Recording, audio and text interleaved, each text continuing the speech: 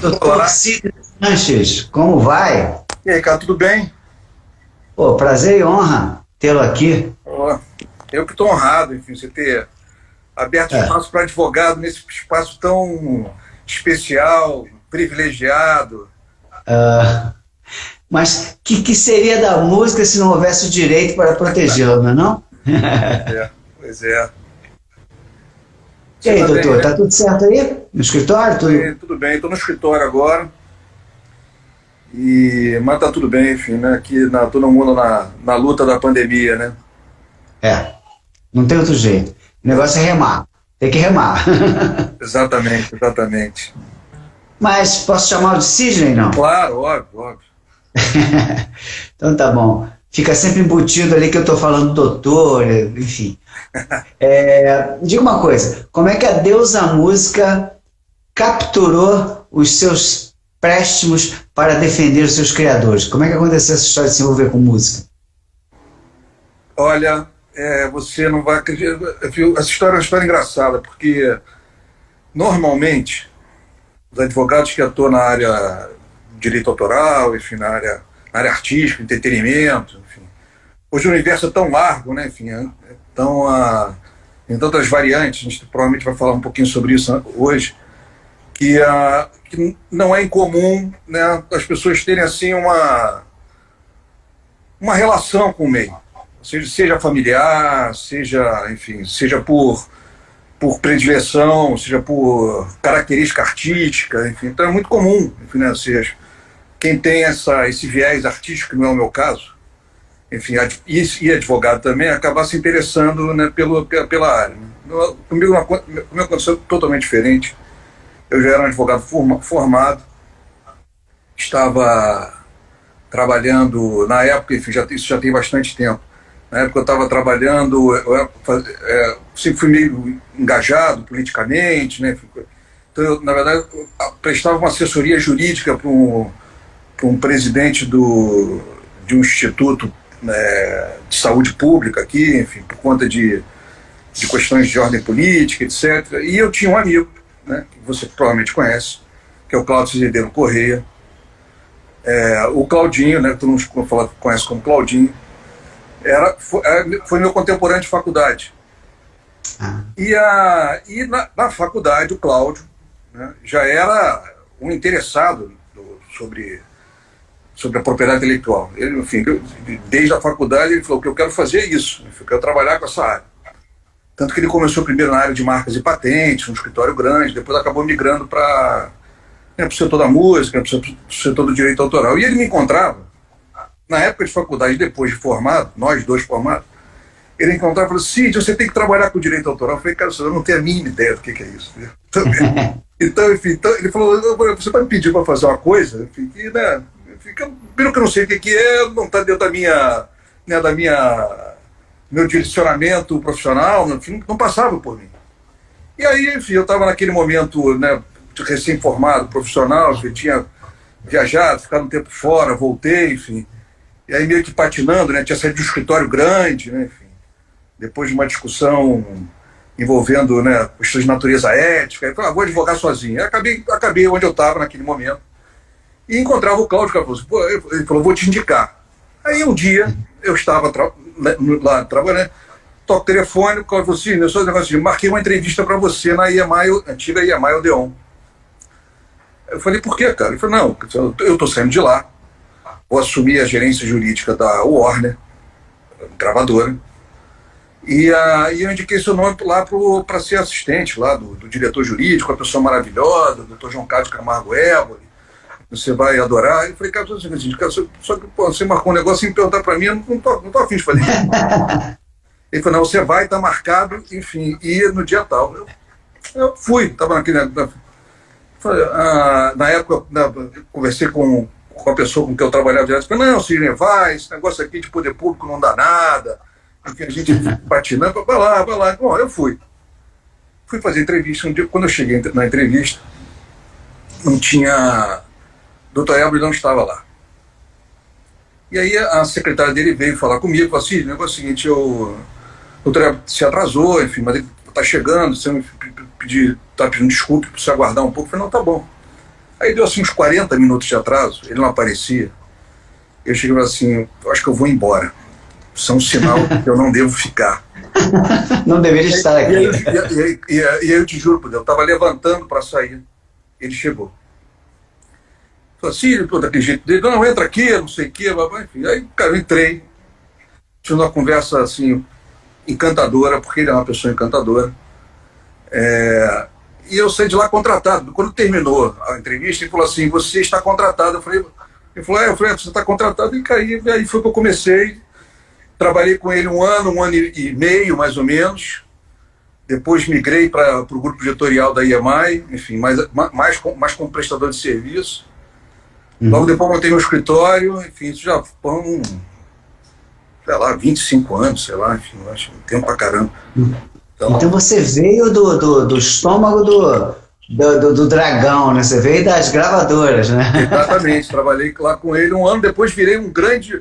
Teve um momento assim, muito conturbado da indústria fonográfica com a indústria editorial, assim, no início dos anos 90, assim, né, até metade dos anos 90.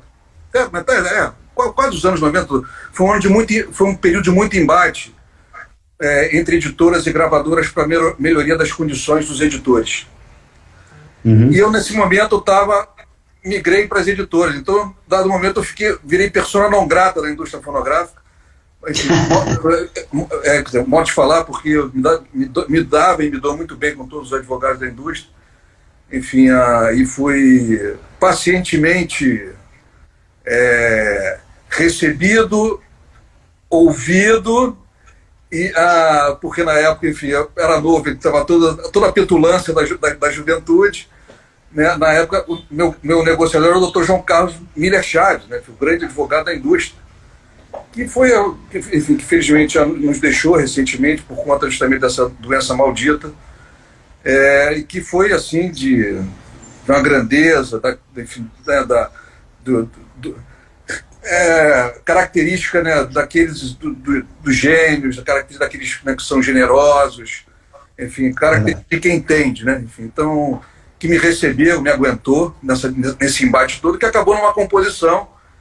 Naquele momento as editoras melhoraram suas condições, ou seja, os autores, por consequência, melhoraram suas condições no mundo do disco, né?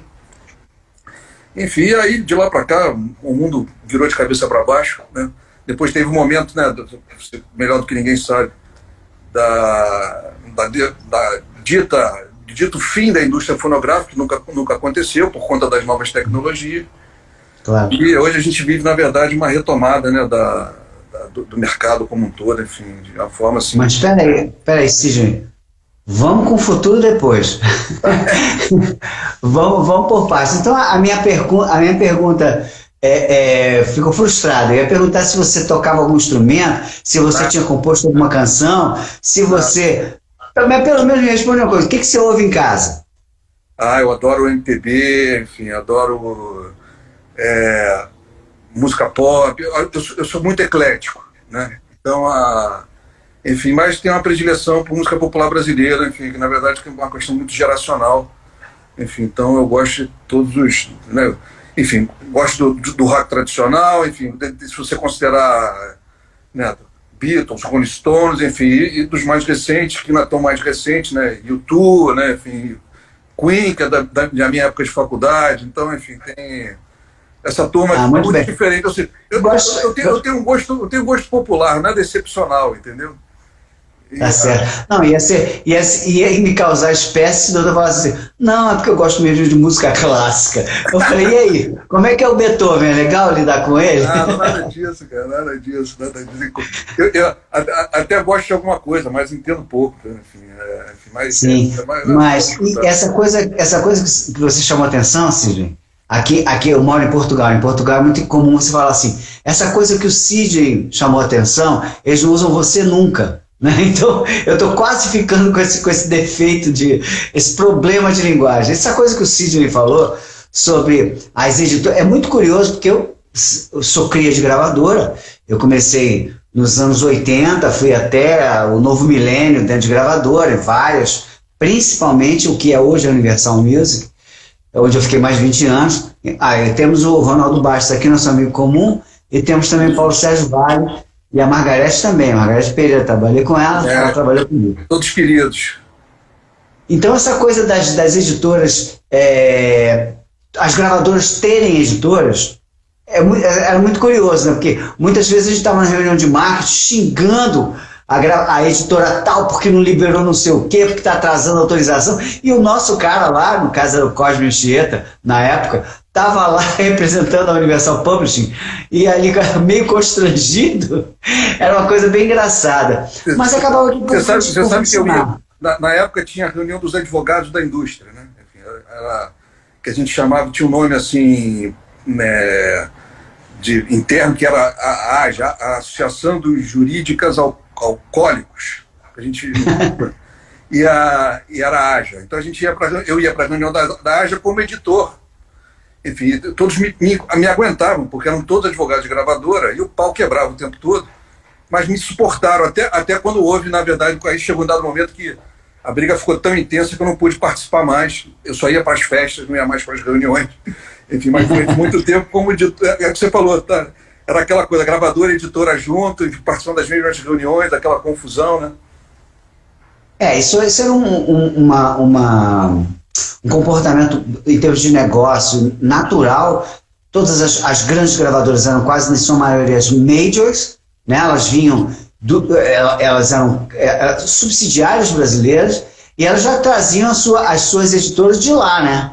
Quer dizer, não era nem opção. E as brazucas, as que vieram a ser as continentais, Copacabanas e não sei o que, acabavam por arranjar a sua também, porque fazia parte do negócio, dentro do possível, amarrar o cantautor, quando assinava, nos dois lados. A tentativa era sempre essa, né? Você ter maior representatividade possível dentro de todos os valores que aquele negócio ia trazer. Tanto o fonomecânico quanto enfim, comerciais de uma maneira geral. Mas a gente se dava bem, eu acho que a gente conseguiu uma boa relação. Eu vou encaixar uma pergunta aqui, que estava lá para frente, mas que eu acho que faz sentido, eu queria saber a tua opinião. Assim.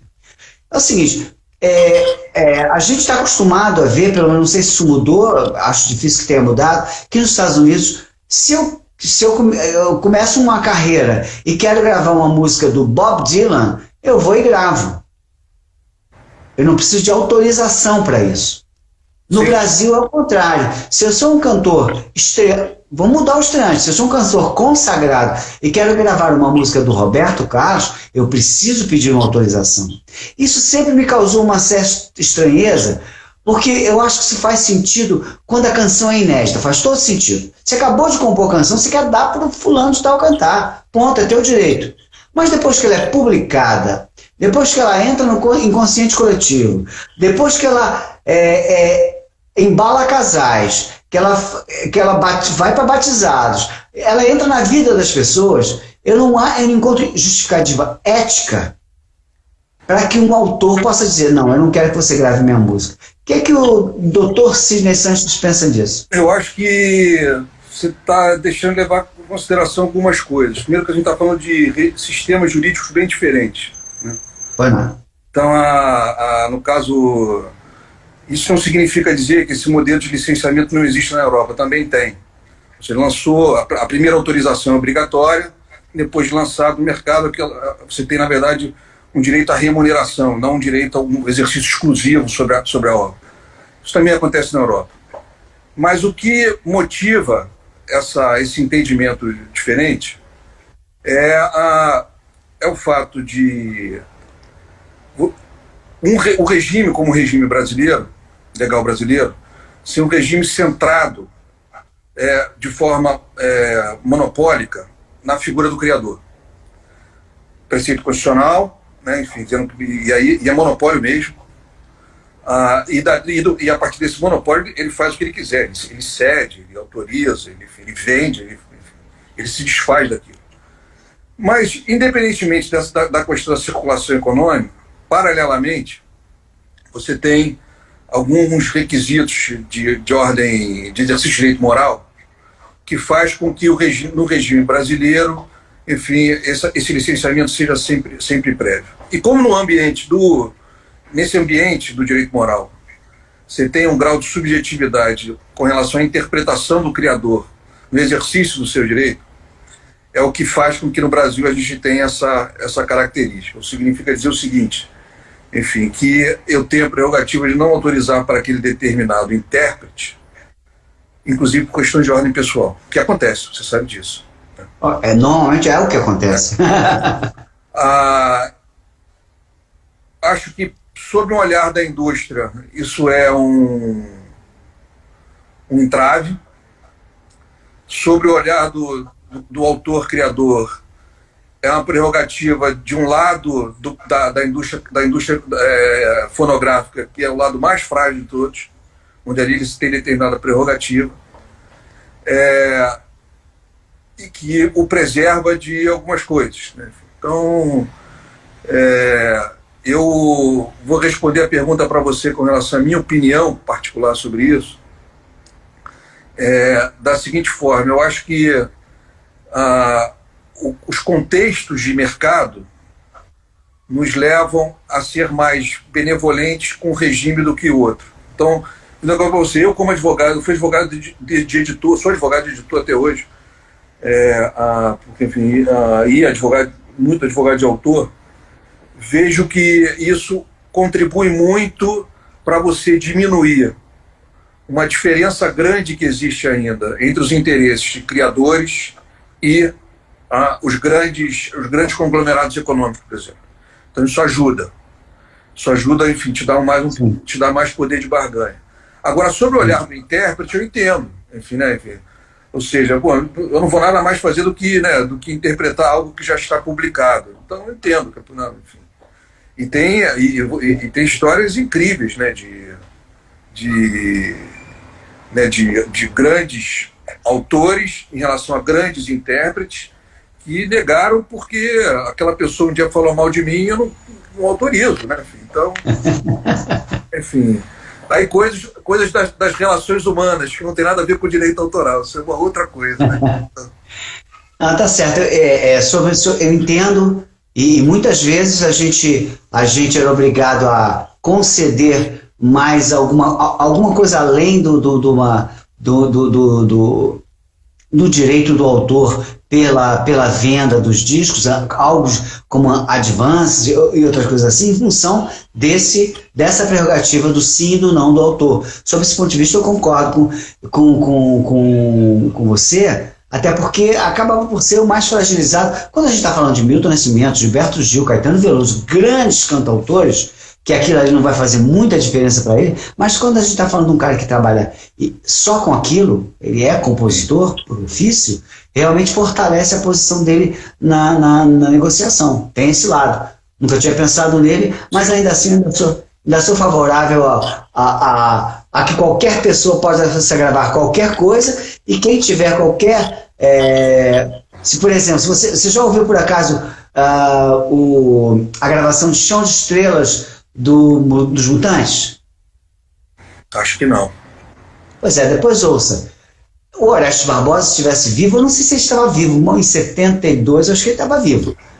Ele poderia ter entrado com uma causa ali, porque ele autorizou e eles botaram assim, eles fizeram uma galhofa com a música, que era a cara dos Mutantes. Não vai uma crítica estética. Não estou falando, aliás, não é o meu papel. Eu sou do lado que defende a criação.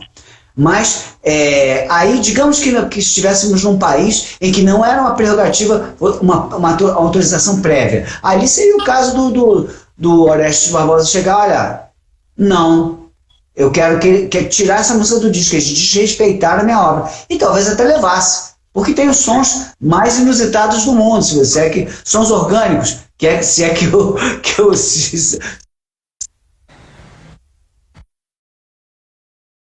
Opa, sumi e voltei. Voltou, que de vez em quando eu entro no WhatsApp, que eu esqueci de fechar.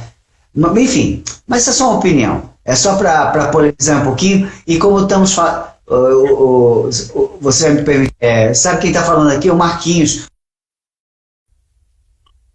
O desembargador mais jovem do Rio, que é seu amigo e meu amigo também. Marcos. Marcos... Cadê o Marquinhos?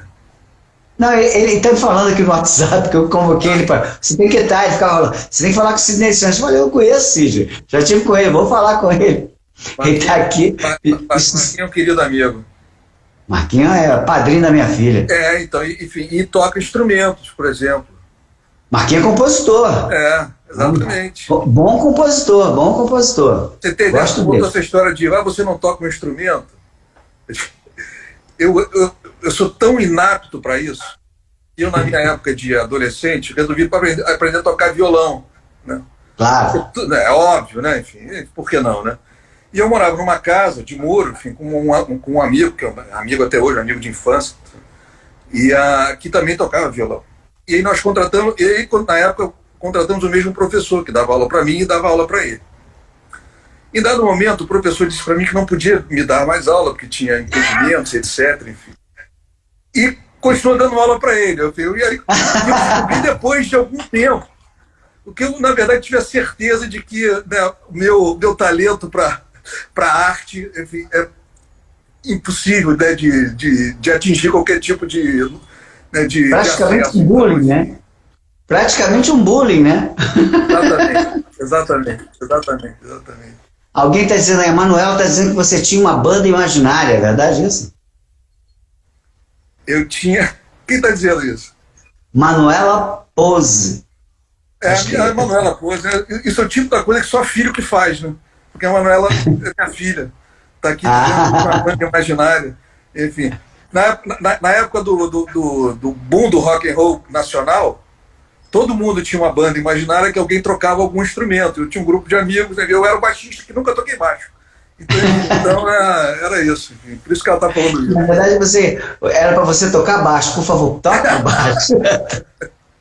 Mas me fala uma coisa, Sidney, nesse momento aí que a gente, de revolução, de transformação do veículo que leva a música para as pessoas e tal, o conceito de autoria sofreu mudança do século passado para esse? Eu não acho, apesar de que essa é uma discussão hoje muito intensa, sobretudo por conta da inteligência artificial. Então, enfim, acho que antes da inteligência artificial, do debate público, internacional, enfim, a Organização Mundial da Propriedade Intelectual hoje trata desse assunto, né? Então, enfim, quais as consequências para a propriedade intelectual das obras criadas, entre aspas, a partir da inteligência artificial. Isso é uma discussão hoje, né, difícil. Enfim, onde essa concertação internacional, inclusive, pensa em tratados para tratar desse assunto e tudo. Então, acho que, nesse momento, essa é uma discussão onde você pode levar a conclusão, ou indicar de que há uma fragilização, né, do processo criativo. Eu, particularmente, não penso dessa forma.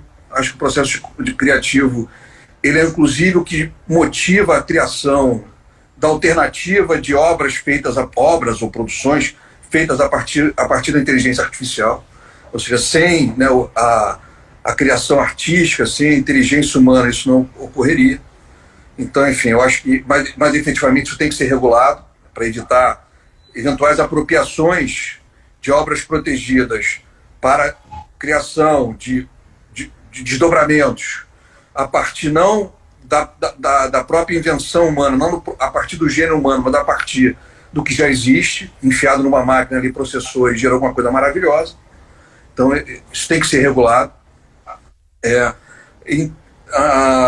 E mesmo antes desse momento da inteligência artificial, onde a tecnologia já tinha a forma de fazer música, né? Enfim, você vê, teve uma discussão muito grande sobre essa questão da autoria no momento, enfim, teve o boom do rap, logo começou. Enfim, né? Quem é autor de quê ali, né? Será que eu não posso me apropriar de determinada coisa para determinada frase, determinada referência, né? Para dali não desenvolver uma outra coisa? Essa discussão teve, os criadores originais não perderam suas condições e os rappers, enfim, conquistaram seu espaço como autores próprios, em alguns momentos precisando de autorização de terceiros, o que acontecia. Sim, claro. Então, eu acho que o que a gente tem é um feixe de possibilidades para o autor muito maior do que uma perda do seu processo de autoridade, enfim, né, como criador, sabe? Então... Entendi. Agora, me explica um pouquinho melhor essa coisa. Recentemente, eu recebi aqui por um amigo uma campanha de uma determinada marca aí, que botava, todo mundo deve ter visto no Brasil, botava o Zico no estádio e, aparentemente de surpresa, botava a voz do pai do Zico, recriada com inteligência artificial, a partir dos timbres, o computador, entre aspas, ouviu a voz do velho e recriou um texto, e disse com a voz do velho um texto dos alto-falantes do Maracanã. Eu vi. Aparentemente, você viu, né? Eu vi.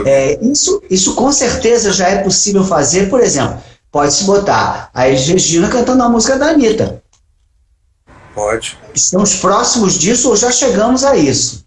Como é que fica essa história toda nesse momento? É claro que eu não posso pegar a voz da Elis e reproduzir uma música que ela não está aqui para dizer eu gravaria ou não, não é isso? Sim, com certeza não. E esse exemplo que você deu do pai do Zico, que é bem interessante, ele efetivamente ficou emocionado ali naquele momento. Eu também fiquei. Gente, eu imagino ele ali, né, ouvindo a voz do pai. Gente, deve ter sido forte aquele negócio. Sim. A gente aí, efetivamente, no caso específico do pai do Zico, a gente não está falando de direito autoral, a gente está falando de direito que a gente chama de direito à personalidade, né, que é o direito, né, da pessoa, da sua voz, da sua imagem, da forma como se expressa, né, do seu timbre, né, isso é direito à personalidade.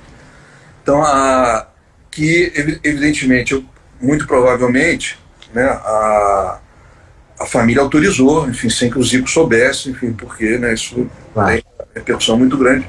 Até porque, sei lá, podia ser que a família do Zico, com a questão de memória do pai, não quisesse essa recriação, né? A gente teve uma discussão muito parecida também com a história dos hologramas, né? Será que até onde vai a legitimidade de você recriar, né, os grandes astros, né?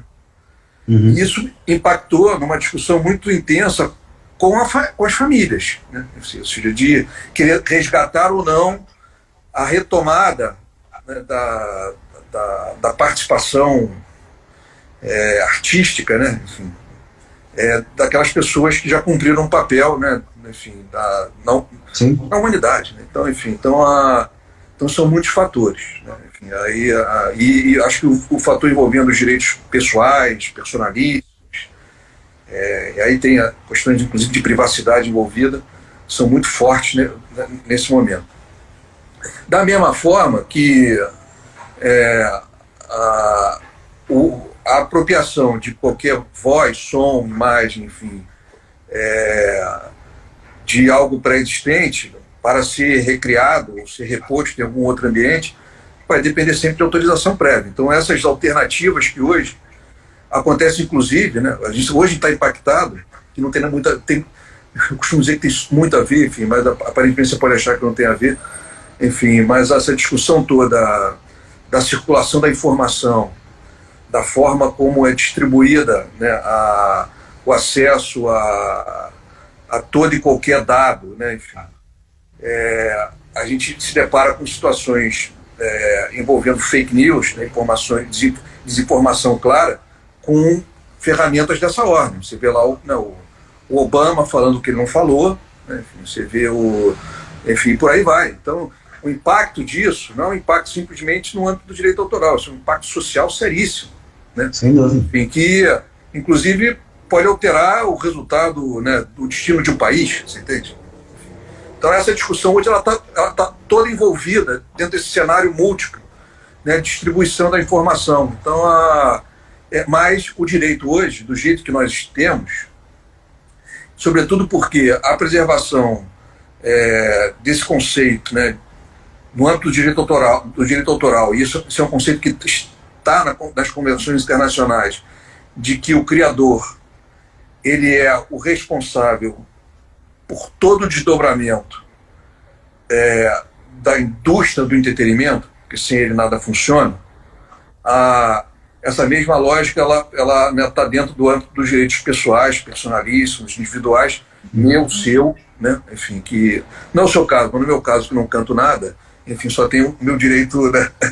O meu direito individual. Então, as normas como estão postas hoje, inclusive no âmbito constitucional, elas são muito eficientes nesse sentido. Então, acho que a gente tem instrumentos, o que a gente precisa sempre é de regulação, porque as coisas começam a acontecer, então, enfim, às vezes você precisa de regulamentar esta nova forma de oferta, né? Enfim, de informação, música, conteúdos em geral. Então, mas o que a gente tem funciona. A gente tem alguma atualização de conceito também na questão da propriedade intelectual e do direito imaterial? Existe uma atualização desses termos segundo esse novo momento tecnológico também? Não, o que existe hoje a tecnologia ela impacta na interpretação da norma, né? Então a gente costuma dizer, os autoralistas mais clássicos, né, dizem que o seguinte: eu só preciso de duas coisas, né, para poder proteger a obra. Eu preciso ter assegurado na minha norma um direito de comunicação pública, qualquer comunicação pública, se é pelo telefone, se é pela internet, se é pela televisão, se é no show, se é o que for, não interessa. É relevante o meio e de um bom conceito de direito de reprodução. Ou seja, que no momento digital que a gente vive, estão juntos, né? Ou seja, a gente comunica da mesma forma que a gente reproduz, armazena, guarda, bota à disposição. Então, em termos de conceito de direito, tem discussões? Tem. Por exemplo, hoje a gente tem uma discussão muito intensa, a lei brasileira não tem isso ainda, enfim, mas a gente tem uma discussão muito intensa hoje sobre uma definição. Vários países estão enfrentando essa discussão, alguns já incorporaram, enfim, de ter assegurado um conceito de um direito de pôr à disposição ao público, eu chamo do make available, que tem essa característica híbrida. Ele serve para os direitos de reprodução e ele serve para os direitos de comunicação pública. E ao ter isso, né, como um novo direito definido, isso ajudaria, sim, muito, né, em determinados usos, especialmente na disponibilização de obras pelo ambiente digital. Ajudaria muito, porque, por exemplo, a gente no Brasil enfrentou durante muitos anos, tivemos um atraso com relação a boas remunerações no ambiente digital por conta disso, justamente por discutir. Na internet, tem direito de execução pública ou não tem direito de execução pública, né? Então, demoramos anos, enfim, por conta de onde o judiciário teve que resolver. E a compreensão do judiciário brasileiro, da Corte Superior, do Superior Tribunal de Justiça, foi no sentido que, independentemente da interatividade ou não, e esse conceito é o conceito desse que eu te falei, desse make available, esse pôr à disposição do público, esse conceito é um conceito elástico, onde ele abriga direitos de comunicação pública e direitos de reprodução. Então, o entendimento do judiciário foi nesse sentido, era o que... Não é, por exemplo, o entendimento da indústria fonográfica. A indústria fonográfica continua defendendo o posicionamento de que nos negócios com interatividade na internet, seja ela qual for, não tem direitos de comunicação pública, somente direitos de reprodução, o que significaria dizer que primeiro você tem uma gestão integral, única e direta por parte da própria indústria, e segundo, você retira das sociedades de gestão coletiva, de execução pública, a possibilidade de licenciar nesse ambiente. Então, a indústria tem esse posicionamento ainda. No Brasil, isso só foi possível se retomar esse momento digital brasileiro com essa decisão do Superior Tribunal de Justiça, que permitiu, né, que o ambiente da comunicação pública começasse a fazer negócio com os grandes provedores de conteúdo, né, enfim, YouTube, Deezer, Spotify, enfim, né, todos os grandes que estão aí disponibilizando obras, desculpa, da forma que a gente conhece. Né? Enfim, e essas discussões são muito interessantes pelo seguinte, porque você imagina o seguinte, hoje o mundo é audiovisual. O audiovisual tem um poder enorme, né? Absurdo. Se não tem direito de comunicação pública nos serviços digitais, enfim, não tem nos serviços digitais de música e audiovisual. Né? O que significaria dizer na prática, essa é uma discussão bem brasileira que eu estou te falando, tá? O que significaria dizer na prática, e a médio e longo prazo, de que com a diminuição, né, dos serviços de radiodifusão convencional e da televisão por assinatura, que vem num processo, né, de diminuição, não é que vai acabar, ela vai ter um outro tamanho, né, enfim, um outro papel, né, enfim, autores, sobretudo, né, enfim, que dependem da execução pública para sobreviver, enfim, no ambiente digital iam passar a ter zero. Então, então essa discussão é uma discussão com impacto econômico gigantesco. Enfim, graças a Deus, enfim, a gente, no momento, acho que o entendimento, que é um entendimento hoje consolidado da Corte Superior, ou seja, aqui no Brasil a gente tem 2 turmas que cuidam do direito autoral no STJ. Essas 2 turmas hoje têm esse entendimento. Isso fez, né, permitiu, né, que os negócios começassem a acontecer e hoje a gente tem já uma contrapartida econômica bem interessante, sobretudo para criadores. Mas essa discussão não acabou. Não, imagino. Até porque a tecnologia não para, né? Exatamente. Cada dia tem uma coisa diferente. A gente falava muito Spotify, Deezer, agora tem TikTok, não sei o que, e sabe Deus o que vai ter amanhã. Né? Então, assim, é bem difícil. E o que eu acho que tem que ter uma preocupação, e que não me parece, pelo menos na parte dos provedores de streaming musical, parece que não há. Tanto parece que não há, como agora, muito recentemente, é que eles disponibilizaram informação dos autores, informação eventualmente do produtor da faixa. Foi muito recente, as letras. Mas a gente já está rezando, pelo amor de Deus, que eu quero encarte, eu quero saber quem toca. Não precisa falar uma bobagem, não precisa nem pagar o cara, mas eu quero saber quem está tocando. Claro que precisa pagar todo mundo. Mas assim, eles não são muito sensíveis. Quer dizer, não sei se são muito sensíveis. Trabalham com música, acho que eles são sensíveis. Mas talvez estão jogando só para o lado deles, pelo menos no momento. Qual é a perspectiva? Hoje, desde 5 anos atrás, Marcelo Castelo Branco acabou de entrar, de 5 anos atrás até hoje, o quanto o autor recuperou o seu dinheiro para pagar a conta de luz? Acho que ele não recuperou muito ainda. Na verdade, eu acho que ele recuperou pouco. Porque o que a gente tem hoje? A gente tem hoje um mercado de direitos no ambiente digital bem significativo. Só que ele, como ele é muito escalado, para chegar na ponta ainda falta muita coisa. Né? A gente precisa de mais volume. Porque a gente tem uma oferta gigantesca de milhões de fonogramas em todas as plataformas, sejam elas de conteúdo estritamente musical ou audiovisual. Os conteúdos são ofertados aos milhões. E quando você... E a remuneração, quando ela ocorre, ela é repartida por esse universo muito grande. Então a gente tem hoje uma compreensível reclamação da ponta, e aí não estou falando só do autor, não. Estou falando também dos intérpretes, dos músicos, especialmente das pessoas físicas, porque ainda falta melhorar lá na ponta. Isso depende de rearranjos no outro lado da cadeia, ou seja, estabelecer melhores remunerações junto aos provedores e melhor repartição dos direitos entre os atores, né, da música. Né?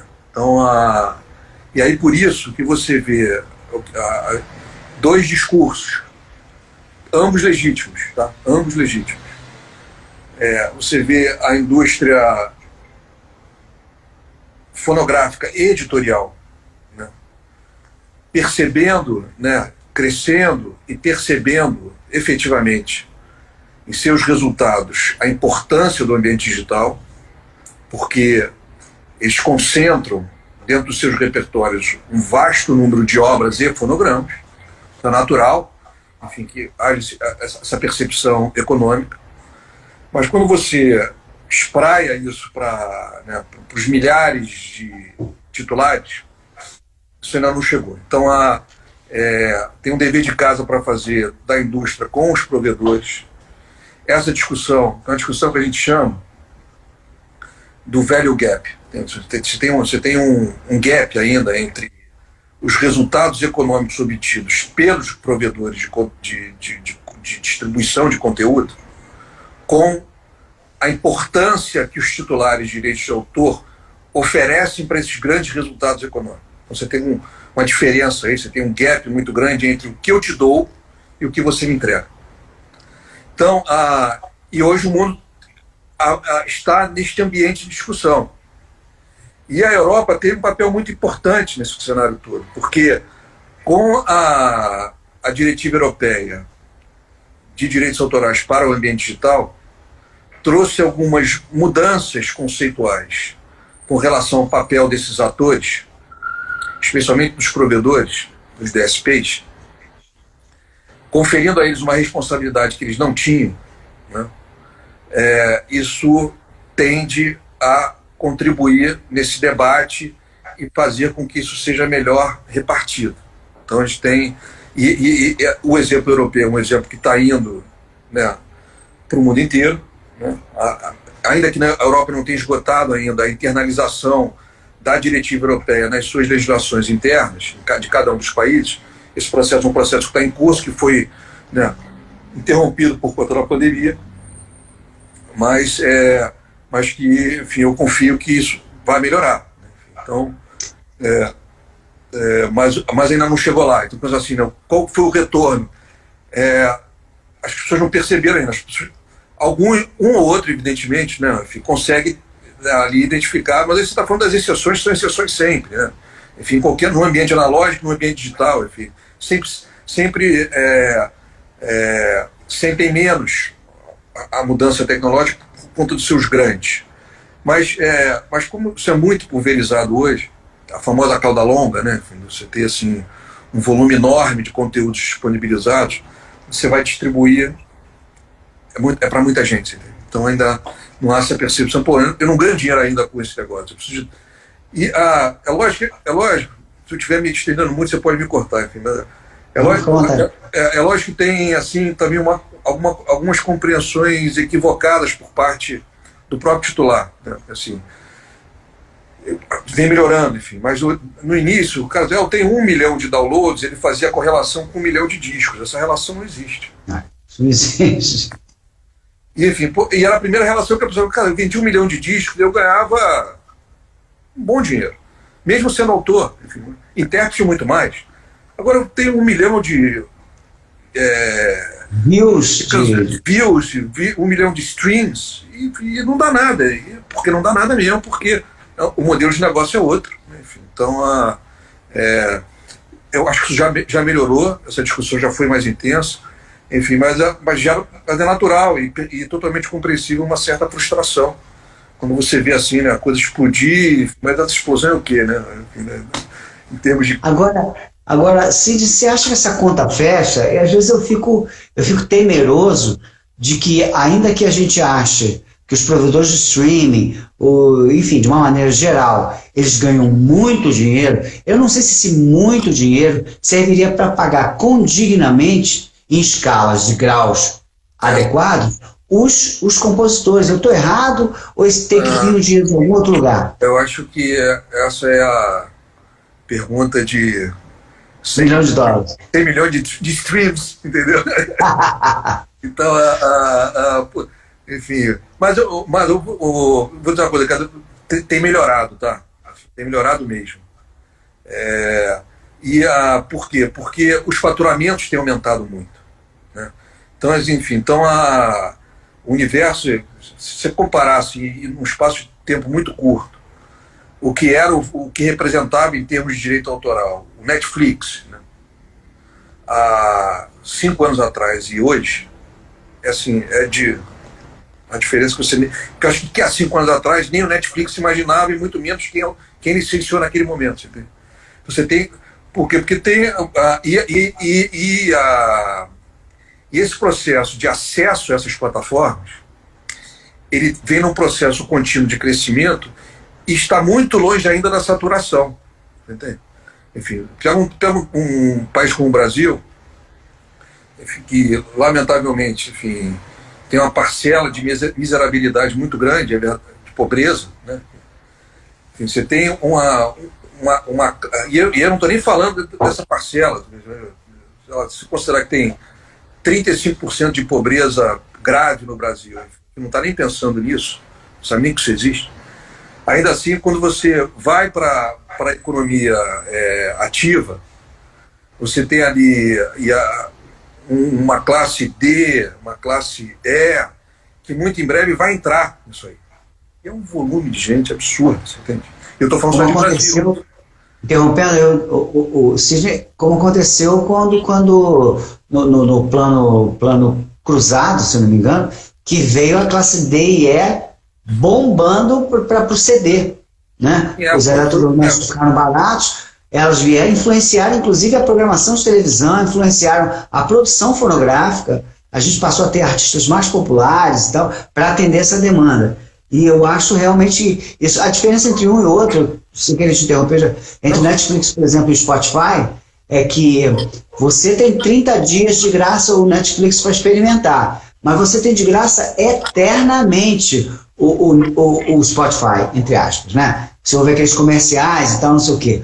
E eu acho que isso podia mudar um pouquinho para tentar jogar o consumidor, para ser um premium ali naquele... Porque no Netflix você não fica premium, você só fica premium mesmo quando paga. E depois tchau. Mas o free também gera remuneração, tá? Porque ali você tem a publicidade, enfim. Então tem pagamento de direitos ali no free também. O que a gente não tem, estou falando de uma perspectiva, né, de Brasil, né? Enfim, então você está em outro padrão. Mas dentro de uma perspectiva de Brasil, eu tenho um problema, né, dos aparelhos que são utilizados, né? Eu tenho um problema de banda, né? Enfim, eu tenho um problema de suplantar a tecnologia, mesmo para ter mais gente no free, você entende? Então, então enfim, existem alguns gargalos ainda que vêm se resolvendo e vão se resolver, que ainda permite um ingresso de muita gente, uma população muito grande, e aí você vai, assim, isso vale para todos os países emergentes, ou de terceiro mundo, enfim, e nos países pobres mesmo. Existe um volume tão grande de pessoas para se integrarem nesse ambiente digital, que essa escala, né, ela vai aumentar de forma, né, geométrica, de uma forma muito rápida. Então eu acredito que isso também vai tirar um pouco vai ter que tirar, porque senão não tem outra alternativa. Até porque a receita de direitos as receitas virão desses ambientes. A gente vai ultrapassar a fase da percepção frustrante do tamanho do negócio, enfim, e de você ali, caramba, eu estou aqui, eu sou o quê? Né? Ainda sou muito pouco, né? Então esse processo de integração vai muito grande, ainda depende de acesso. O meu medo, e isso não tem nada a ver com direito, só para ilustrar como você é um cara que ama a música e trabalha por ela, é que a gente tem dentro do perfil do consumidor de streaming musical basicamente jovem, flagrantemente jovem, e o que vai acontecer com aquele compositor genial, maravilhoso, que faz parte de uma outra geração, que não consegue encontrar espaço. Eu acho que as associações todas que cuidam dos autores, de alguma forma, vão ter que virar previdenciárias, porque isso é difícil mudar. E essas pessoas não têm tempo, né? São pessoas com 60, 70 anos, que não tem mais tempo. Alguém vai ter que cuidar disso, e não vai ser o governo, a gente sabe disso. Não. O governo, cara, é o último nessa história toda, enfim. Sim, ele não sabe nem o que é música. Ainda mais o governo brasileiro. Mas mas você apontou uma coisa interessante, quer dizer, as instituições, elas têm um papel muito importante justamente porque elas fazem a gestão desse volume enorme de informação, né? Então, ou seja, essa interação dessa disponibilização desse repertório, de cuidar desse repertório, faz hoje com que as associações elas tenham que ter uma compreensão de um papel, principalmente associações de cobrança, de ser meros repassadores ou meros cobradores de direitos, né? Eles hoje estão integrados no papel de integrar não só todo esse repertório que está aí, enfim, que ainda não está sendo explorado, como também zelar para que esse gap, esse velho gap diminua, para que essa pessoa que vai depender muito disso, enfim, não fique marginalizado dentro desse processo digital todo. Normalmente, enfim, aí você pode falar até melhor do que eu, enfim, o compositor dessa faixa etária, né, lembrando, certo tempo para situar as pessoas, lembrando que a gente está falando da geração de Caetano Veloso, Gilberto Gil, com certeza, né? Com certeza. Gente válida, né? A gente está falando de uma pessoa que quer ir para a casa dos artistas, morar aqui no tempo. Com certeza, eu estou falando, é isso. Você enquadrou bem. Um compositor, esse cara, essa pessoa, normalmente já tem esse repertório. Esse repertório dele ele vai ser utilizado, entendeu? Então, a rigor, talvez ele tenha até um pouco... Ele tudo bem, pode talvez precisar de um apoio para disponibilizar, divulgar, enfim, né, colocar, para que as pessoas conheçam mais, certo? Mas esses grandes nomes, esse repertório, ele vai continuar sendo utilizado. Então, enfim, eu às vezes talvez o intérprete seja mais cruel, né? Enfim, dele ou seja por conta da dificuldade do manejo da tecnologia, ou por conta do perfil do usuário desse ambiente, né? Tem muita gente jovem, né? Eu acho que essas coisas vão mudar também, enfim, até porque a tecnologia é inexorável.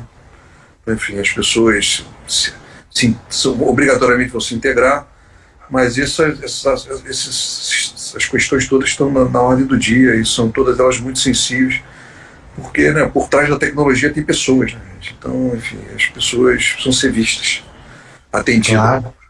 Claro. Então, me fala uma coisa aqui, você falou do Netflix e tal, e eu reparo que no cinema, o cinema, talvez por ser uma indústria onde haja muito mais dinheiro, vamos dizer assim, comparativamente com o mercado fonográfico, né?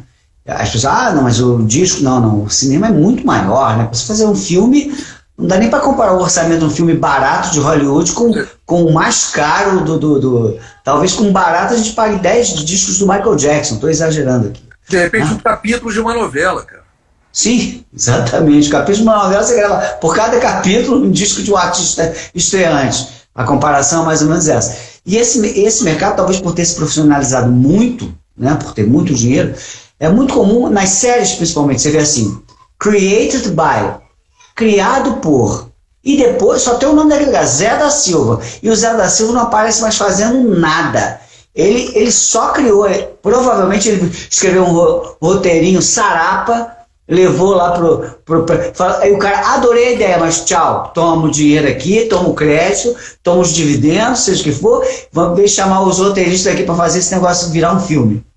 Um cara, aí você, isso é muito respeitado, eu vejo, pode reparar, você já deve ter reparado, é muito comum, o criador não tem nada a ver com o resto, só aparece como criador. E o que eu sinto que no Brasil, aqui na Europa é muito respeitado, no Japão com certeza, no Brasil há muito, não vou te chamar de desrespeito, não há uma organização para proteger o criador de uma ideia, simplesmente o criador. Não há uma predisposição. Eu sei que eu trabalhei em gravadora. Olha, eu vou te falar, se você gosta de MPB, Marcelo tá aí, não vai me deixar mentir. Tem um monte de coisa que você vê hoje no Spotify que fui eu que criei. Títulos, repertório, mas muita coisa. Muita coisa.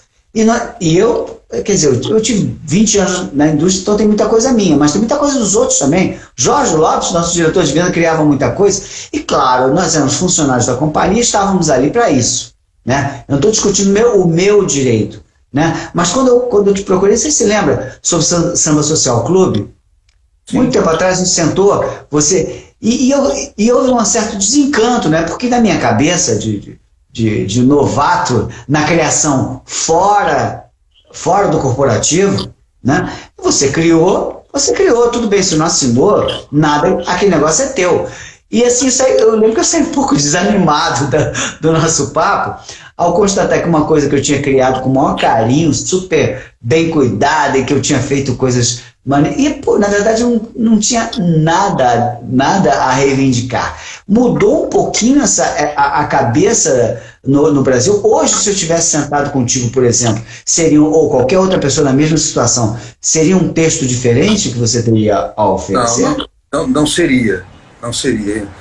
E eu até te digo, hoje, você deu exemplo da indústria audiovisual, né?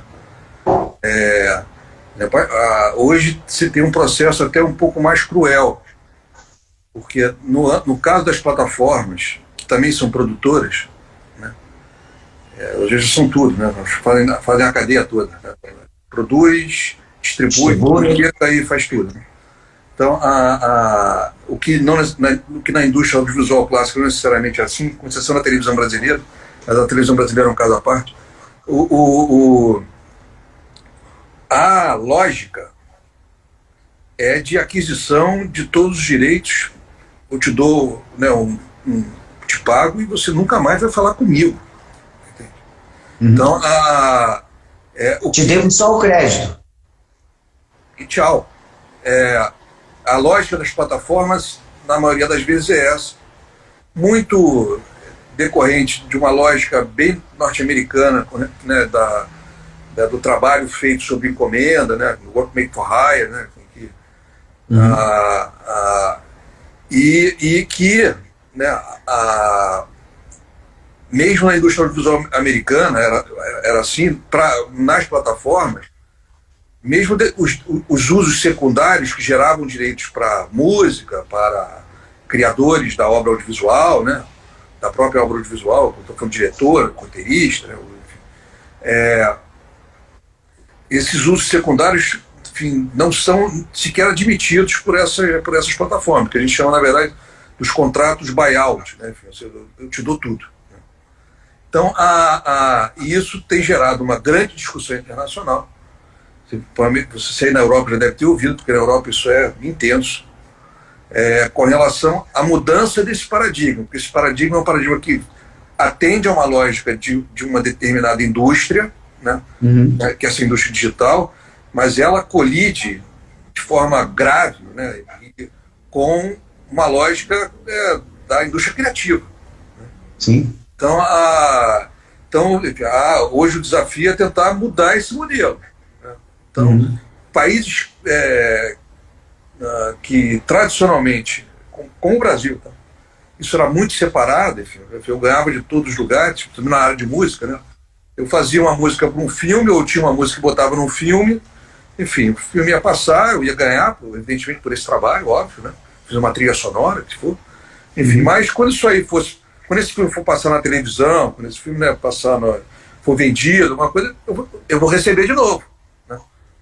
Na lógica das plataformas, isso não existe mais. Então, daquela época que a gente conversou para agora, acho que se agravou. Porque, nesse aspecto, essa indústria é mais agressiva nesse sentido. E essa é uma discussão que tem que ter. Né? Enfim, está ocorrendo. Né? Enfim, para onde está caminhando essa discussão? Porque eu penso assim, o crédito é inalienável, tem que ter crédito. Com certeza. Isso aí, ninguém discute isso, nem eles discutem isso. Eu compreendo. E eu também compreendo a independência, porque eu vi exemplos, por exemplo, na Universal Music, em que a gente tinha que lançar um LP com outra capa, relançar em CD, porque o fotógrafo não autorizou. Agora, como é que pode um fotógrafo que foi contratado na época, sei lá em que condições, que fez a capa, vou te dar um exemplo, Afro Sambas, um dos discos mais importantes da história da música popular brasileira, não pode sair com a capa original. Isso, para mim, é inconcebível. Inconcebível em qualquer plano, jurídico, ético, moral, artístico, inconcebível. E o cara tem esse poder. E olha só, lançam sem a capa original. Então eu fico pensando num mar de contradições como essa, como é que a indústria pode navegar entre o direito real e quando ele ultrapassa o próprio direito dele. Então eu entendo quando o Netflix quer ter independência, eu acho que também tem isso. Ele não quer ter que pedir autorização de novo para fazer uma coisa pela qual ele já pagou, né? O que eu acho que tem que ter discussão, você paga um absurdo de muito para nunca mais ver a cara do cara se eu der o crédito, ou você deixa o cara participar daquilo sem direito a dizer não quero que passe em canal tal. É por aí que está indo? Eu acho, não, é por aí que está indo, mas eu acho que a gente está falando de duas questões aí, eu acho que um pouco diferente. Quando eu disse para você que a lógica é de aquisição de todos os direitos, que eu entendo, enfim, a cabeça de quem está produzindo, quem está investindo, quero me apurrinhar para daqui a 6 meses ter que falar com vocês de novo, né? Lógico, até porque aquela obra é uma obra coletiva, uma obra, enfim, né, onde várias pessoas ali trabalharam para aquela conformação final, no caso da obra audiovisual. O fonograma também, né? São vários. Né? Então, lógico, né? Você como produtor, né? Você precisa de segurança jurídica para poder investir naquele negócio. Ok. Mas o que eu estou te dizendo, mas o que acontecia é que quando essa obra audiovisual era licenciada para terceiros, para usos secundários que não eram mais meus, significa que eu, produtor audiovisual, autorizei a SIC, em Portugal, a passar lá a minha novela. Minissérie. Quando eu fazia isso, né, eu estava legitimado para fazer isso, quem recebeu o licenciamento estava legitimado a receber essa licença e ia exibir. Ele não estava proibido. Só que ele, como, né, novo uso, né, nova forma de exploração, nova forma de disponibilização, ele remunerava, né, ou pela comunicação pública, né, enfim, pagava aquilo aí dentro da sua lógica de atividade. E, por esse uso secundário, o titular recebia lá, né, o seu quinhão por conta da reexibição da novela em Portugal. Essa lógica, ela não é a lógica da plataforma, porque a plataforma ela não autoriza para terceiros, ela faz tudo, ela é a própria. Sim. Então, enfim, nessa cadeia onde os usos secundários geravam remunerações, isso se perdeu. Essa é uma coisa. O exemplo que você deu, por exemplo, do Exalta, né? Enfim, aí a indústria enfrentou uma discussão que você deve conhecer bem, que foi quando migrou do LP para o CD, enfim, aí as capas, a novela das capas, né? Onde no final e aí existiam dois problemas aí. Primeiro, num nível menor, um grau de informalidade muito grande quando você contratou na origem. O que você não, ou seja, a indústria não fez o dever de casa dela porque ela não conferiu o que ela tinha que fazer, segurança jurídica para o negócio dela, não fez. Então ela tinha um documento ruim. E num segundo momento,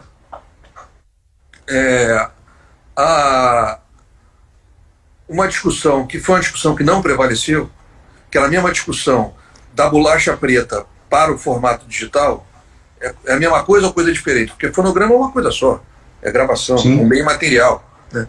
Enfim, essa discussão no âmbito judiciário, ela não prevaleceu em nenhum lugar. Então, muito desse movimento dos capistas, por exemplo, foi muito mais por conta de uma imperfeição na origem da contratação do que do formato. Tudo bem, a gente tem os exemplos clássicos, tem o João Gilberto na causa contra a EMI, enfim, por conta da remasterização, né? Enfim, a gente tem N histórias para contar. Enfim, mas esse N perto do global é pequeno. Então, ou seja, é porque são exemplos muito emblemáticos, né? Como a gente está enfrentando uma discussão agora sobre a aplicação dessas contratações artísticas para exploração pelos produtores fonográficos no ambiente digital. Essa discussão hoje existe. Meu contrato vale para isso? É legítimo o cara questionar. É legítimo. Sim, sim. Né?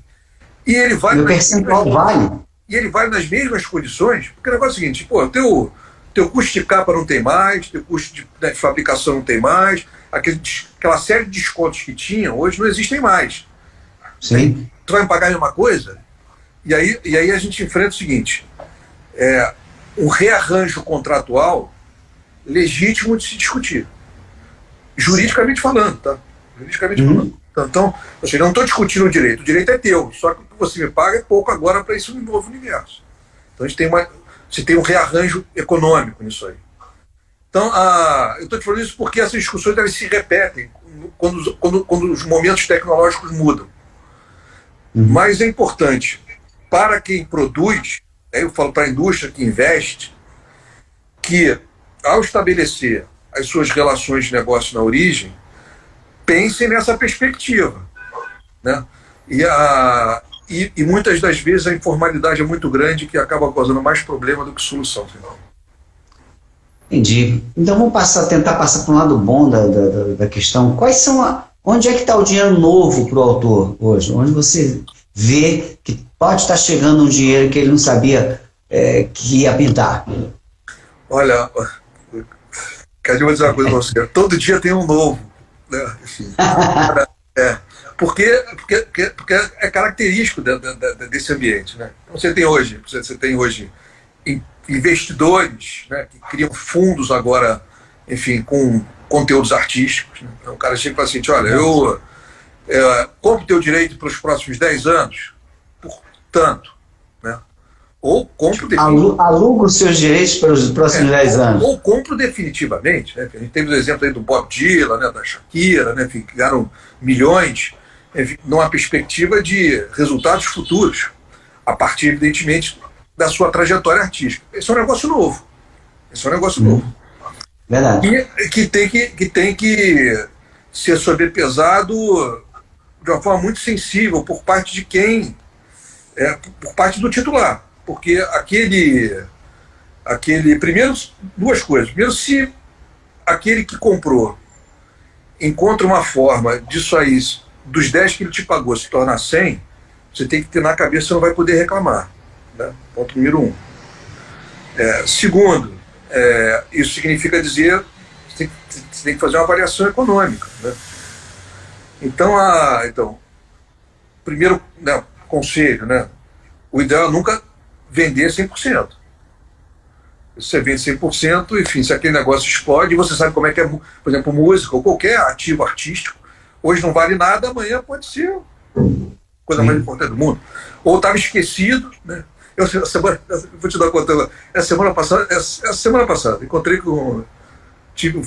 recebi 2 jovens, garotos mesmo, bem meninos, enfim, DJs, enfim, uma dupla chamada D-Groove, explodindo, vendendo 1 milhão de views, né? Enfim, excelente, meninos. E receberam uma proposta para fazer um negócio na China. Um chinês lá, enfim, uma empresa chinesa, enfim. Um negócio da China mesmo. Se interessou pelo trabalho e falou: cara, você não quer... eu tenho aqui, eu quero botar isso nas plataformas chinesas, porque na China não tem Spotify, tem a plataforma chinesa, né? Você tem os equivalentes lá. Então eu quero botar aqui, te interessa? Cara, me interessa. E aí, enfim, eu tive uma conversa longa com eles, não foi porque eles não quererem autorizar, ou porque eles queriam, na verdade, vender. Eles não queriam mais aquilo que eles tinham feito. Eu falei: cara, mas por que você vai fazer isso? O cara não quer comprar. A gente vai botar... Não, o cara vai... Enfim, a gente bota uma mão numa grana aqui agora, né? Não era nem... E são 2 pessoas que não precisam, inclusive, né?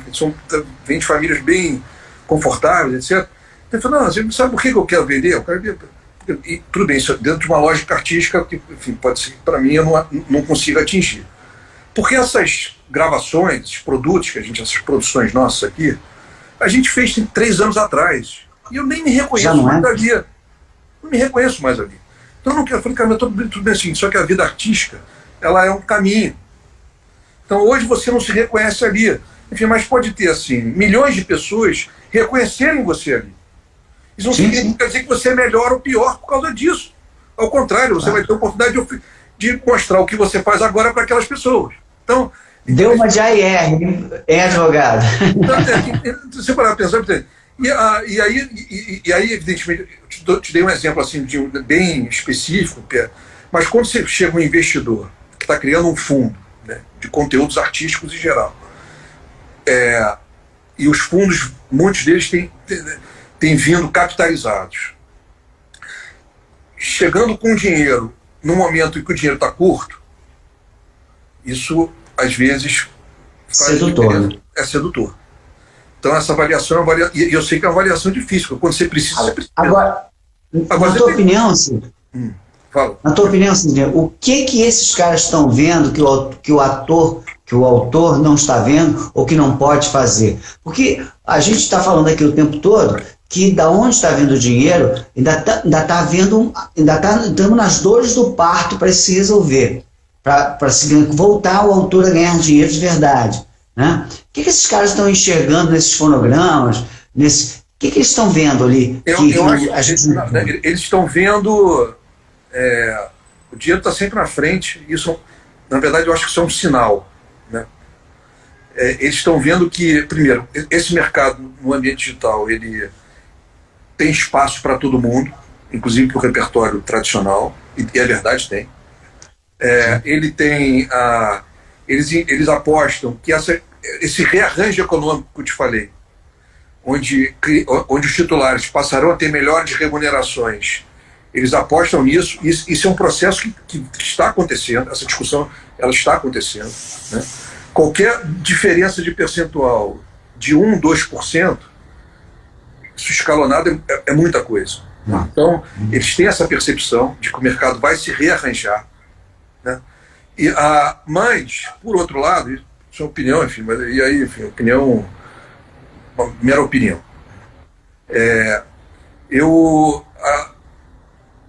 acho que eles têm uma expectativa maior do que quem está no mercado tem. Enfim, porque a gente sabe como uma coisa acontece, né? Então eu acho que eles têm ali. Você está dizendo que eles estão superestimando?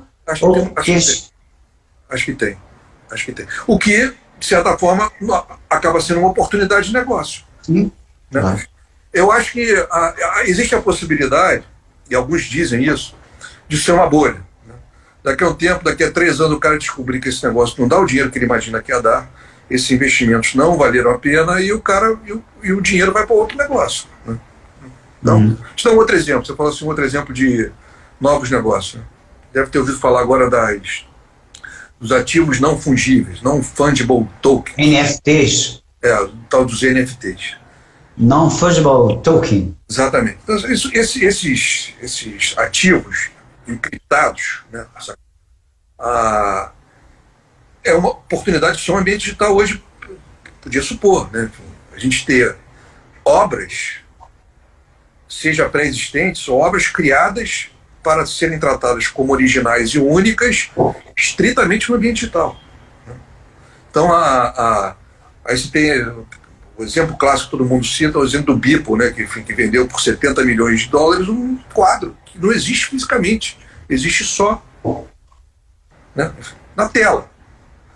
O que ele vendeu? Ele vendeu algo que só eu posso ter, né, que eu vou comercializar nesse ambiente digital, que pode ser que para a gente, né, enfim, um quadro na parede tenha sentido, mas um quadro no meu computador ou na minha tela de 60 polegadas na parede não tem o mesmo valor, mas é arte. Né? Então, e se o Caetano Veloso decidir vender sem lenço, sem documento, por um NFT desse aí, o que acontece com essa obra? Ele pode vender essa obra de quem adquire, né? Ou seja, tem vários modelos. Você pode participar do resultado econômico, então você compra um share daquilo ali, né? Uma participação econômica. Ou seja, eu e mais 5 pessoas pagamos um determinado valor, enfim, para participar da exploração econômica da obra do Caetano Veloso. O Caetano Veloso pode vender integralmente também, pode. Isso aí tudo é feito através do que a gente chama de smart contracts, são contratos feitos no ambiente digital. Aquilo está encriptado, você tem que estar protegido e não pode ser reproduzido. Então, isso está valendo para meme hoje, isso está valendo para memes sendo vendidos a milhares. Você passa a ter um meme que é só meu e eu posso explorar economicamente isso. Eu posso ter para ser só meu e não poder fazer mais nada, simplesmente pelo fato de ter, como eu tenho um quadro na parede. Né? Por exemplo, o cara tem um meme que humilha um determinado cara, e o cara quer tirar aquilo de circulação, ele pode comprar isso e impedir que seja. Pode, enfim. Não é um bom negócio, mas pode. Enfim, isso aí tem que ser transformado num non-fungible, né, token, né? Ou seja, ele tem que virar um conteúdo, né, único, especial, né, contratado, né, enfim. Então, hoje isso são muitas ferramentas. Não sei se você sabe, enfim, mas hoje existem autores, fotógrafos, né, exclusivamente dedicados a tirar fotos de games, quando os games estão acontecendo. Então você tem in-game photography. Então o cara só faz isso. E faz verdadeiras obras de arte, só vende naquele ambiente. Então você tem... É louco, né? Pra gente é louco, né? Pra esse cara ele acha a coisa mais normal do mundo. Então, eu estou te falando, você imaginar que você, né, tem uma obra artística. Eu já tenho dificuldade de entender uma obra contemporânea, cara. Tu imagina um negócio desse, né? Então, enfim, a arte contemporânea, para mim, às vezes, aquelas instalações, tá, me deixam maluco na cabeça, você entende? Então, você imagina, né, isso, né? Porque a gente talvez não tenha entendido o valor que isso tem ainda, né? Mas para determinar... Já escutou aquela música Bienal, do Zé Cabaleiro? Não. Depois você escuta. Vamos procurar. Vai gostar. Então é um mundo em transformação e é natural que isso aconteça. É natural que a gente tenha autores desse ambiente. É natural que isso passe a ser considerado arte também, porque tem um processo criativo ali. Se o cara... Enfim, eu quero fazer um quadro que seja traduzido em bytes, 1001, ponto. E eu não quero reproduzir dentro dos formatos analógicos e físicos convencionais, não quero. É um direito dele, artista, autor. Isso tem valor? Isso passa a ter valor. Né? Então a tecnologia ela vem oferecendo essas opções. Mas e como é que o autor que decide vender uma obra, por alguma razão qualquer, através dessa prerrogativa, como é que ele paga o aluguel com essas NFTs? Ele recebe um dinheiro real por isso? Os negócios podem ser por criptomoedas, né? Você pode criptoarte tratado, enfim, remunerado por criptomoedas, ou pode ser remunerado por dinheiro mesmo, tá? Eu tenho se for por exemplo, estou lançando um produto fonográfico, né, novo, enfim, e já tem situações ocorrendo através dos NFTs. É interessante isso, né? Assim, eu estou vendendo. Se você for comparar com o que remunera os milhões de views para poder gerar algum valor, se você tem um valor de um produto fechado, onde eu digo assim, olha, eu vou vender só para 5.000 pessoas, mas ninguém vai ter esse produto. Enfim, talvez você receba, né, mais do que esse conteúdo fonográfico todo distribuído individualmente ali naquele ambiente. Então tem gente fazendo assim. Então assim, exclusivo, que é só meu, O compromisso, evidentemente, de quem vendeu isso é não fazer mais, né? Ou posso vender outras coisas. Posso dizer, eu tenho determinados formatos desse mesmo produto fonográfico que só uns terão, e eu terei também subprodutos individuais, de fonogramas, enfim, onde você que está pagando mais vai poder ser remunerado também. Então aí eu peguei esse meu fonograma isolado e botei no Spotify. Pô, deu lá, explodiu. Enfim, como você me aportou recurso no início, porque você está participando economicamente também disso aí. E aí é um negócio, quase que um negócio de sublicenciamento, você entende? Então hoje as variáveis são grandes, a tecnologia permite, e as negociações, as formalizações, perdão, elas são todas feitas no ambiente digital, não tem papel. Tá? Então, são contratos, o nome é smart contracts, são contratos espertos mesmo, enfim, né? Inteligentes, né? Enfim, são os contratos inteligentes feitos todos, né, no ambiente digital. Então, com valor jurídico perfeito, tá? Enfim, não vale nem mais nem menos, vale o que tem que valer. Aquela relação jurídica é uma relação jurídica formal, regulada, devidamente protegida pelas normas civis, né? Então, onde você vai poder exercer ali. Então, você tem variações de negócio hoje, entende? O que é bom. O que é bom. Sim, claro.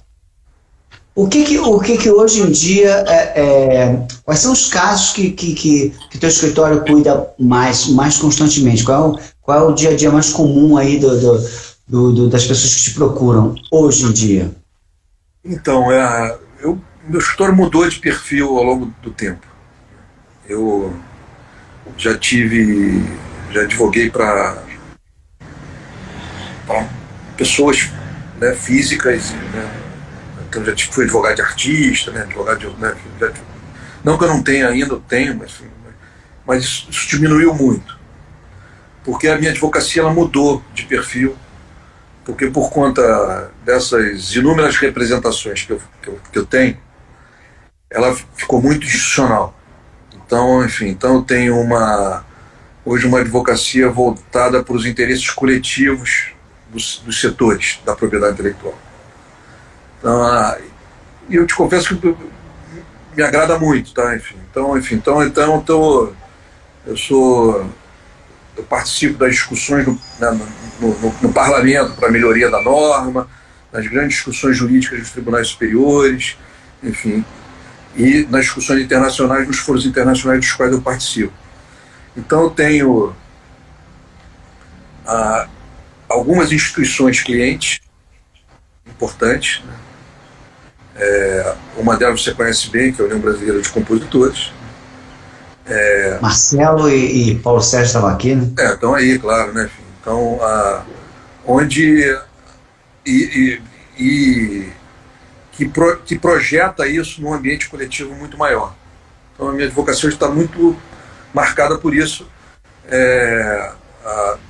seja no ambiente editorial a mesma coisa, enfim, trabalho para instituições, enfim, trabalho para algumas fundações no setor das artes visuais. Então, hoje eu sou um cara que trabalha mais para o coletivo do que para o individual. Então, não que eu não tenha demandas individuais, eu tenho, mas o meu tempo hoje mais prazeroso é o gasto, se juntar prazer e profissão, né? Para isso, para você ver o resultado para vários, sabe? É mais compensador. Assim, né? E o que hoje em dia, já vamos terminar, que eu não sei que seu tempo vale ouro, só tem umas duas perguntinhas. A primeira é com relação ao direito autoral dentro dos coletivos, que hoje em dia é muito comum, né? O co-work, as pessoas trabalharem ao mesmo tempo num projetos de ideias, desenvolvimento. Como é que se baliza a autoria dessas figuras que participam de um coletivo? Normalmente, quem participa de coletivo participa do que a gente chama de obra coletiva, onde você precisa de vários criadores para uma realização final. Isso vale, né, desde uma obra audiovisual, passando por um fonograma e para uma obra multimídia, ou seja, do ambiente digital, que tem, né? Então, nesses universos, são vários trabalhando com a mesma finalidade. Então, normalmente, você tem um responsável pela exploração econômica daquilo, que normalmente é quem investe. Então, enfim, e essas relações elas são estabelecidas individualmente de acordo com a sua característica de participação naquela produção. Então funciona. E as pessoas se se sentem bem ou mal remuneradas, isso é uma outra discussão, né? Enfim, mas que às vezes são relações de emprego. Você pega uma agência de publicidade, por exemplo, né? Você tem vários criadores trabalhando por alguma coisa. Normalmente invariavelmente essas relações são relações de emprego. Então, enfim, onde o seu contrato de trabalho tem que prever que você está dispondo a sua criação artística para aquela finalidade. Então, nesses ambientes coletivos, a lógica normalmente é essa. Sem prejuízo daquilo que você fez individualmente para aquele coletivo. Se ele tiver utilização separada, individual, independente, não colidente, normalmente você consegue carregar isso junto para os seus outros usos. Mas aí depende, né, do contexto do caso específico. Entendi. Agora, para terminar, não abusando do seu tempo, eu queria saber uma coisa, qual é o conselho que você daria para um garoto, um novo criador? O cara está compondo agora, está criando música. Quais são os cuidados que ele tem que ter nessa selva digital?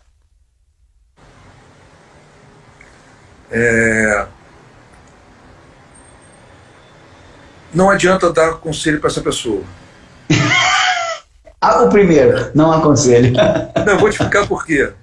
Porque seria, assim, irreal eu dizer para ele se preocupar, enfim, se ele autoriza direito, se ele não autoriza direito, se ele tem que pedir autorização de um... Porque isso, na prática, na velocidade que essas coisas acontecem hoje, isso não acontece. Então seria irreal da minha parte dar assim, uma dica, né? Não, você precisa disso, precisa de um advogado. Não existe. Então, vou te dar um conselho, talvez você se surpreenda. Eu ia dizer para esse cara o seguinte: faça de qualquer jeito. Se preocupe a partir do momento em que você começa a perceber que aquilo ali saiu do imaginário lúdico. E aí sim, acho que você deve começar a se preocupar. Mas na velocidade que as coisas acontecem hoje, né, as grandes empresas de tecnologia do mundo começaram na ilegalidade. Enfim, pode ser uma pessoa que eu estou falando. E hoje são grandes conglomerados funcionando estritamente dentro da legalidade. Por quê? Porque a velocidade do ambiente digital hoje não comporta essa preocupação prévia. Uhum. E dentro de um ambiente de muita concorrência, onde você arrumar alguém que te veja no meio de milhões de views, milhões de conteúdos, é muito raro, é difícil, né? Então, enfim, se você ali explodiu do lado lúdico, porque o seu talento prevaleceu, esse é o momento que você tem que começar a pensar em se aconselhar, né? Porque aí certamente você vai ter problema. Então, o conselho que eu dou para essa pessoa que está começando, que ela enfie o pé no acelerador, enfim, bote o que tem para fora, entendeu? Enfim, isso aí. E faça, porque a arte é isso, cara. A arte é algo imprevisível, espetacular, né? Enfim, a capacidade do gênio humano tem de oferecer coisas impressionantes. É impressionante. Então, enfim, então vai para a luta, entendeu? Muito bem, Dr. Sidney Sanches, muito obrigado pelo seu tempo, muito obrigado. Aprendi muito, peço desculpas pelas bobagens que eu falo, eu misturo termos, não sei de nada, mas como é a maioria das pessoas, mas assim, eu rogo que a deusa música unge seus livros e a vossa sabedoria para sempre estar do lado da verdade e do bem nessa grande discussão que é a gente continuar fazendo a música, basicamente uma alegria, o lado lúdico, mas que ela também pague as contas de luz dos criadores, não é não? Com certeza, com certeza. Acho que é isso mesmo, você tem razão. Cara, foi um prazer falar com você, enfim, ser doce de pessoa, amável, enfim, né, generoso, ter deixado eu participar desse seu espaço. Imagina, pô, pelo amor de Deus. Foi ótimo o papo, muito obrigado. Agradeço as pessoas que estiveram por aqui. Vai ficar a live gravada e aí vai servir de. Que é exatamente a intenção desse canal aqui: colocar as pessoas que transitam também pelos bastidores, que fazem tudo acontecer e ninguém vê. Né? A gente tem que dar visibilidade para essas pessoas e respeito, basicamente. É isso então. Obrigado. Boa noite, obrigado. Valeu, boa noite, um abraço, valeu. Com Deus, tchau, tchau. Tchau.